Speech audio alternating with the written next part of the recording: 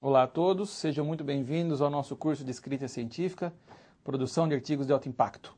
Para quem está nos acompanhando através dessas videoaulas, esse nosso curso é dividido em 8 módulos, ele é apresentado em 2 grandes partes. Módulos 1 ao módulo 4, nós falamos de estrutura de artigos científicos, e do módulo 5 ao módulo 8, nós falamos de estilo e de linguagem da publicação científica. Relembrando a todos que nos acompanham, todo o material que acompanha o curso pode ser encontrado na forma de apostilas, bastante completas, junto com outros materiais de apoio, nos sites escritacientifica.com, nanomedicina.com.br, na aba Minicursos. Essas videoaulas são baseadas em cursos de escrita científica que nós temos ministrado em várias universidades, não só na USP, no estado de São Paulo, mas também em várias universidades do Brasil e também do exterior, sempre a convite, principalmente dos programas de pós-graduação. Então, muito bem. Vamos começar com a nossa videoaula de hoje, que representa o nosso módulo 7. E nessa nossa videoaula, nós vamos falar de linguagem 3, nós vamos introduzir o conceito de Plain English, e eu vou falar também no final de uma parte referente ao ato de escrever em inglês, pensar em inglês e escrever em inglês, o que muitas vezes é um grande desafio para nós que não somos nativos. Ok? Muito bem. O conceito do Plain English tem sido reportado já há algum tempo por vários linguistas, e esse conceito é muito bem aplicado, cai muito bem na escrita científica.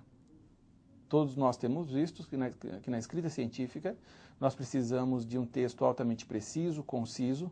Então, esse conceito de Plain English é muito bem aproveitado para esse gênero literário. O conceito de Plain English, de modo bastante geral, trata da utilização de palavras e expressões simples para compor um texto altamente eficiente. Isso é muito importante. Ao invés da utilização de palavras e expressões complexas, a tendência para a utilização de palavras e expressões cada vez mais simples e diretas contribui muito para a qualidade dos nossos textos científicos. Então, nós temos um exemplo aqui nesse slide. A gente vê que em um lado da tabela, palavras como utilization, finalize, utilize, firstly, secondly, commencement, e dentro desse conceito de Plain English, é sugerido que essas palavras sejam substituídas pelos seus sinônimos. Por exemplo, utilization, podemos usar use. Ao invés de finalize, poderíamos usar end, utilize, use, e assim por diante. São palavras muito mais simples, que trazem a mesma ideia, obviamente, são sinônimos. São palavras muito mais simples que vão contribuir para não introduzir complexidade no texto. Então, isso é muito bem-vindo na escrita científica. Nós temos também expressões, frases, que poderiam ser substituídas por únicas palavras bem mais simples. Por exemplo, for the reason that poderia ser substituído por because. Take into consideration pode ser muito bem substituído por considered. In close proximity to pode ser substituído por near e assim por diante. Outros exemplos que aparecem no slide também são at the present moment, que pode ser muito bem substituído por now, assim como at this point in time e assim por diante. In order to pode perfeitamente ser substituído por to. Então, é obviamente que esse é só um exemplo bastante limitado de algumas expressões e palavras que ajudam a introduzir esse conceito do Plain English, onde a ideia central, a ideia principal é a não utilização de palavras e expressões mais complexas, pouco utilizadas na língua inglesa, por expressões e palavras mais simples. Por exemplo, temos outros exemplos aqui. Has the operationability pode muito bem ser substituído por operate. The majority of, simplesmente substituído por most. Plays a key role, pode ser substituído por essential e assim por diante. Então é um conceito muito interessante que vale a pena cada um de nós pensar um pouquinho, talvez estudar um pouco mais a fundo, uma busca aí na literatura ou através da internet pode reverter a vários materiais de referência que detalham um pouco mais esse conceito do Plain English. Isso é muito importante, principalmente para aqueles pesquisadores que estão começando aí no processo de escrita científica. Então vale a pena a gente desconstruir essa ideia errônea que muitas vezes nós temos, que para um texto ser eficiente, nós temos que procurar palavras que são pouco utilizadas, né? Palavras que são um pouco mais sofisticadas, um pouco mais elegantes. Então isso nem sempre é verdade. Então, desconstruindo esse conceito e deixando claro o conceito de que quanto mais simples o texto, em termos de palavras e expressões, melhor nós vamos conseguir então produzir artigos de eficiência, não é? E de alto impacto, que é o grande objetivo desse nosso curso. Dentro desse conceito ainda de Plain English, eu gosto de trazer alguns exemplos que eu vejo com muita frequência nos artigos que eu leio, que chegam até a minha mão para revisar e assim por diante.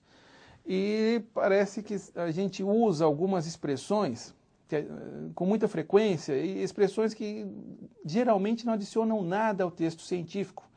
Parece que a gente tem uma predileção por essas expressões, a gente aprende, a gente ouve e acaba usando isso com muita frequência e nunca para pensar que essas expressões poderiam ser evitadas.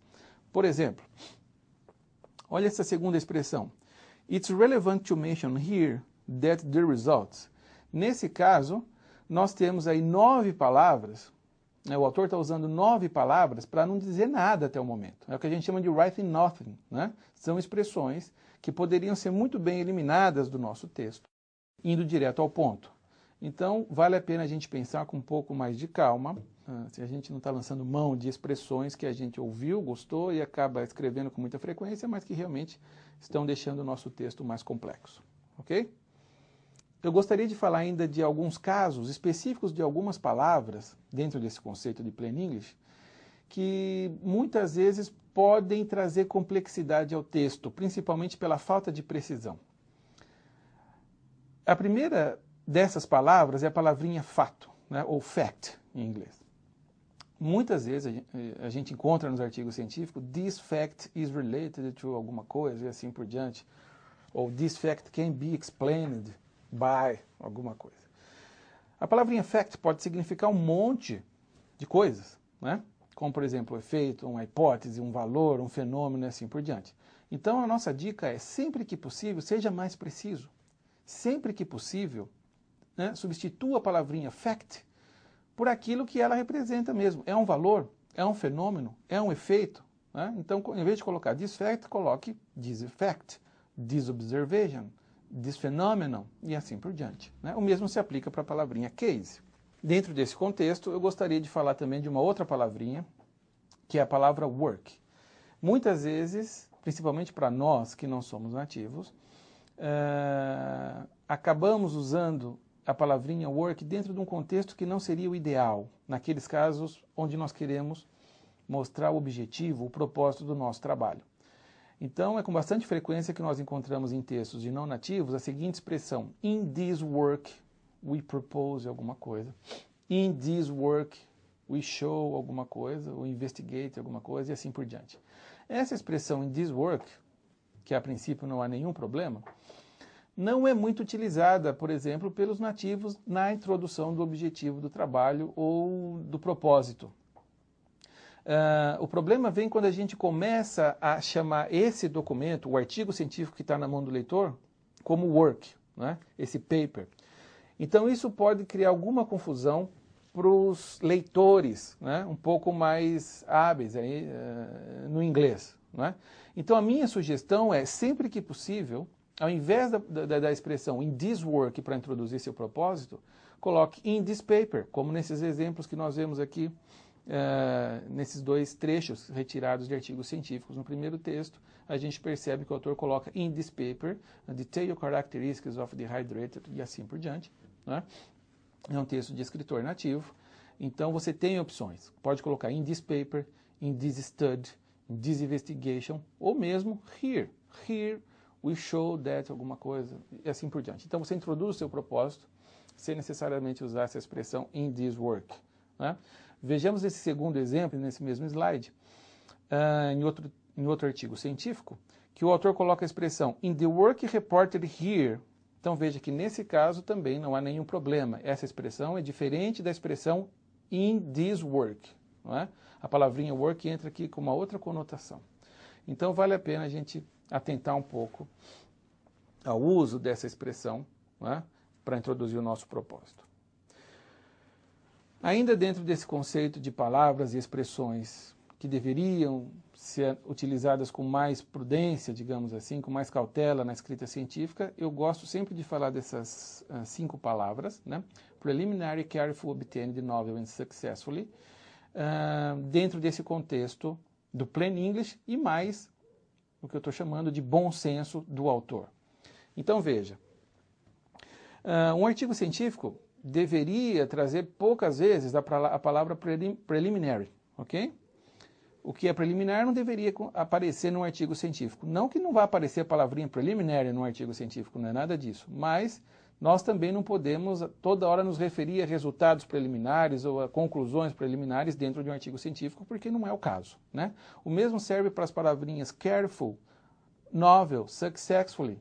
Então, veja, não há muito sentido o escritor dizer, o autor do artigo científico, enfatizar muito que as suas amostras, por exemplo, foram cuidadosamente preparadas. Claro, é o mínimo que o editor da revista espera, que você tenha tratado o seu trabalho com muito cuidado. Então é redundante, né? Você não precisa, é mais ou menos óbvio dizer que aquilo foi cuidadosamente preparado. O mesmo serve para successfully. Os resultados foram obtidos com sucesso e assim por diante, expressões que a gente encontra nos artigos científicos. Veja, isso é mais ou menos o óbvio, não é? Porque também, lembrando que se você não tivesse tido sucesso na obtenção desses resultados que suportaram as conclusões do seu trabalho, você não estaria reportando agora, não é? Então, vale a pena a gente pensar um pouquinho se essas palavrinhas devem aparecer com frequência no nosso artigo científico, no nosso texto científico. Muito bem. Eu gostaria de falar agora de um outro problema, principalmente para aquelas pessoas que não estão ainda com um bom nível de inglês, né?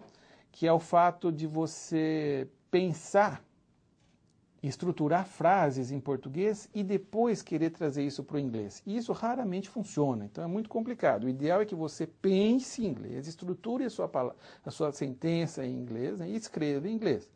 Particularmente para nós, brasileiros, né, na nossa língua portuguesa, nós temos aí muitos artigos numa sentença, nós acabamos escrevendo coisas como essa que aparece aí na tela para vocês. Olha, vamos dar uma olhada nessa sentença e vocês me ajudam a analisar. The method of diagnosis employed for determination of tumor of breast was the immunoassay ELISA, ou ELISA, né? Se a gente lê essa sentença em português, a gente encontra o seguinte sentido. O método de diagnóstico empregado para a determinação do tumor de mama foi o imunoensaio ELISA. Então, notem que essa é uma sentença estruturada em português, com vários artigos aí na sentença, é uma sentença estruturada em português com palavras em inglês. Esse é um erro que nós cometemos com frequência na escrita de artigos científicos, né? Ou de qualquer texto em inglês. Então nós temos que tomar cuidado com esse tipo de coisa, estruturar, lembrar que a língua inglesa é uma outra língua, totalmente diferente da língua portuguesa, principalmente em termos de estruturação de sentenças, né?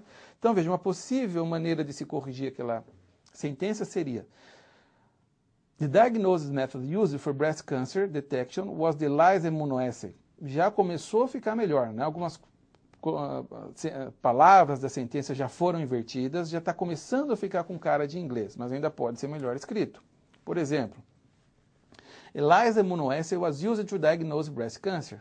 Já melhorou bastante em relação à primeira colocação, mas sempre pode ficar melhor. Então, por exemplo, breast cancer was diagnosed by ELISA. Quem é da área, quem conhece esse teste aí do ELISA, sabe que é um imunoensaio, então não há necessidade de especificar que isso é um imunoensaio. Então, nesse formato, eu acho que já estaria pronto para ir para um texto científico. Então, veja a diferença da estrutura da frase do começo, daquela primeira que a gente mostrou, para essa. Além de muito mais conciso, agora realmente parece de um texto em inglês, certo? Então, eu gostaria de chamar a atenção para esse ponto. Nós temos que pensar em inglês, e todo mundo que tem traquejo em inglês, que faz seu curso de inglês regular, né? Ouve isso dos seus professores desde o começo. Né? Pensar em inglês, estruturar a sentença em inglês e evitar ao máximo trazer sentenças do português para o inglês. Ok? Ainda compondo esse cenário, eu gostaria de mencionar algumas outras palavras e expressões que eu tenho encontrado com muita frequência nos artigos, nos manuscritos que eu corrijo, que eu reviso, não só do nosso grupo de pesquisa, como de outros pesquisadores também, outros alunos, que lembra muito expressões de português que o autor está trazendo para o inglês. Né? Note que não há problema nenhum na utilização dessas palavras ou expressões no artigo científico, na língua inglesa, não é disso que eu estou falando, né? Mas eu acho que em muitos casos essas expressões ou palavras podem ser suprimidas e o texto continua com a mesma ideia e talvez até com maior precisão. É o caso, por exemplo, das palavrinhas does e in this context, né? Isso vem muito das expressões do português, assim ou dessa forma, que são expressões que a gente usa muito em português, inclusive em textos científicos, né? Dessa forma, dessa maneira. Então, sempre que você lança a mão dessas expressões do seu texto científico, pare, olhe, analise a sentença para ver se e tire, né, essa expressão e veja se o resultado, se a ideia ficou melhor ou pior. Né? Eu tenho certeza que vai ficar melhor, se é realmente necessário você usar essa sentença. Nessa outra parte dessa videoaula de hoje, eu gostaria de introduzir para vocês agora 2 websites que são muito importantes e que nos ajudam a decidir qual a melhor expressão ou jargão, né, ou palavra para ser usada num determinado trecho do seu artigo científico. Então nós temos aí 2 websites, o corpus.byu.edu/coca e o site de springerexemplar.com, que são plataformas abertas da web que te permite colocar algumas expressões que você possa ter alguma dificuldade do uso correto dessas expressões ou dessas palavras. Esses sites vão fazer uma busca no seu banco de dados, né? Principalmente em artigos e publicações científicas. Os bancos de dados desses sites são muito grandes, então eles fazem uma busca muito completa. E eles retornam trechos de textos científicos, inclusive com a referência completa, onde aparecem essas palavras ou essas expressões que você está com um pouco de dificuldade, um pouco de dúvida no uso correto, não é? No seu uso correto. Então, esses sites eu já tenho visto e recomendado para os alunos, para o pessoal dos nossos cursos, são muito bons e vale a pena ser acessados e serem aí utilizados no processo de escrita científica. Né? Então você pode usar isso, por exemplo, uma das aplicações para a utilização desses sites é na hora que você tem que decidir ou saber qual a preposição correta para cada verbo, por exemplo. Então nós temos aqui nesse slide uma lista com vários verbos aí que são seguidos de proposição e nem sempre é fácil a gente saber qual proposição acompanha corretamente cada verbo. Então se você digitar nessas plataformas que nós mencionamos esses verbos, você vai perceber então com qual frequência qual preposição aparece e isso pode te ajudar a perceber, a saber qual é a preposição correta, não é? Então vale a pena a gente investigar, né? Tomar algum tempo aí para navegar por esses sites e aprender a utilizá-los corretamente. Muito bem, para finalizar essa nossa videoaula, esse módulo 7, eu tenho feito um apanhado de algumas palavras que a gente acaba, por vários motivos, usando de forma não muito adequada, né? Usando na forma não mais apropriada, por exemplo, digamos assim, no seu texto científico. Né? E eu gostaria de compartilhar algumas dessas palavras com vocês, e dependendo da área de vocês, eu acho que pode ser bastante útil. A primeira delas é a palavrinha administrar, né, em português, né? Que em inglês pode ser um pouquinho diferente do contexto em português. Então, se a gente der uma olhadinha nesse slide, nas 2 sentenças que estão abaixo no slide, né, úlceras foram induzidas, né, by administrating 20% of acetic acid, ou úlceras foram induzidas by administering 20% of acetic acid. Então, a dúvida aqui do autor é, nesse caso de administração de um fármaco, né, ou de uma substância em um paciente, por exemplo, qual o verbo correto? Né? To administer ou to administrate? Se fosse em português, né, nós já saberíamos que o verbo é administrar, não há diferença. Mas em inglês, o verbo correto seria to administer. Né? Então, em inglês há essa diferença. Né? Você, para administrar uma droga ou um fármaco, você usa to administer. Né? E o verbo to administrate é aquele que se refere a gerenciar, né? Uma grande empresa, por exemplo. Então, em português não há diferença, mas em inglês há diferença e vale a pena a gente conhecer. Principalmente para quem é das áreas médicas e biológicas, pode lançar mão desses verbos. Outra coisa, duas palavrinhas que são extremamente simples, mas que, né, surpreendentemente ainda causam confusão, são as palavrinhas análises com I e análises com E. Né? Então, qual é a expressão correta aí nessas duas sentenças abaixo no slide? Thermal analysis were carried out using DSC, ou the infrared spectroscopy analysis, com I, was performed. Né? Então, se a gente conhecer essas palavrinhas, a gente percebe que as duas sentenças estão corretas. Análises com I é uma análise, é singular, e análises com E é plural. Né? Então, é impressionante ver que ainda muitos alunos acabam tendo alguma dificuldade nessas palavrinhas análises, né? E análises com E. Outra palavra que a gente usa bastante em escrita científica e pode causar alguma confusão, em português seria, né, reprodutível. Né? Nossos resultados são reprodutíveis. Né? Esse termo, essa expressão reprodutíveis, como que eu uso em inglês? Reproductive ou reproducible? Né? Então, de novo, né? O termo correto em inglês seria reproducible, né? E não reproductive. Certo?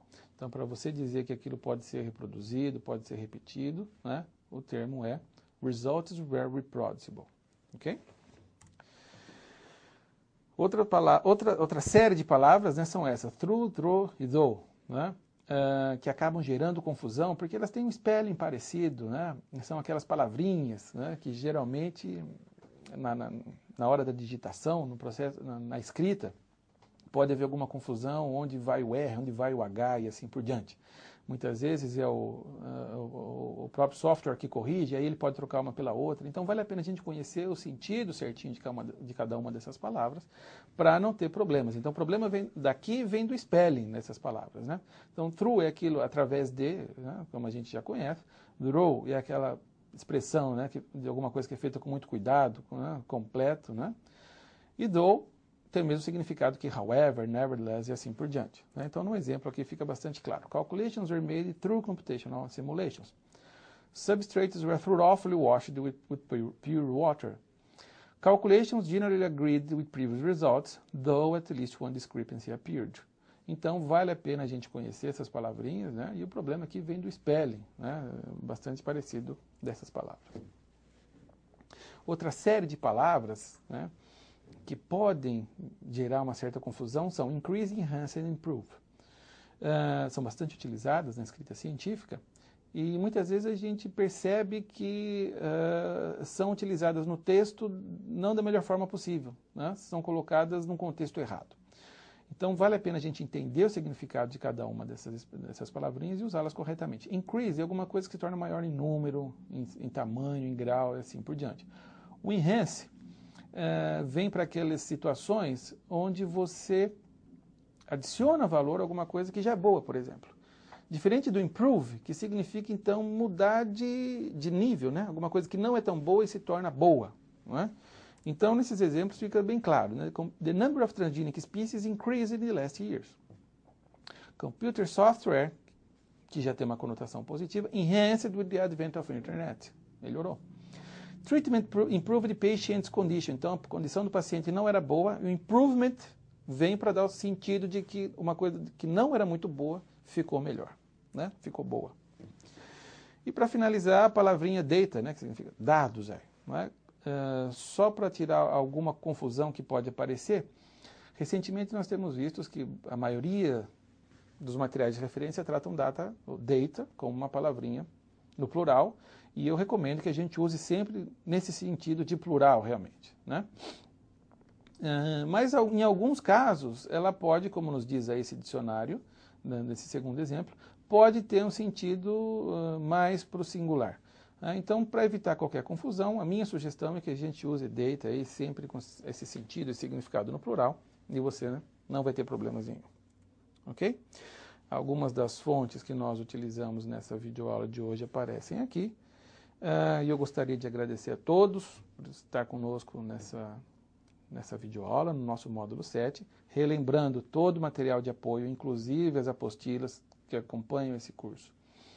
Podem ser baixados aí do site escritacientifica.com e nanomedicina.com.br. Nós alimentamos 2 Twitters, né? Escrever Artigos e o Writing Papers, sempre com dicas e informações sobre escrita científica. E muito obrigado por nos acompanhar nessa videoaula e até a próxima.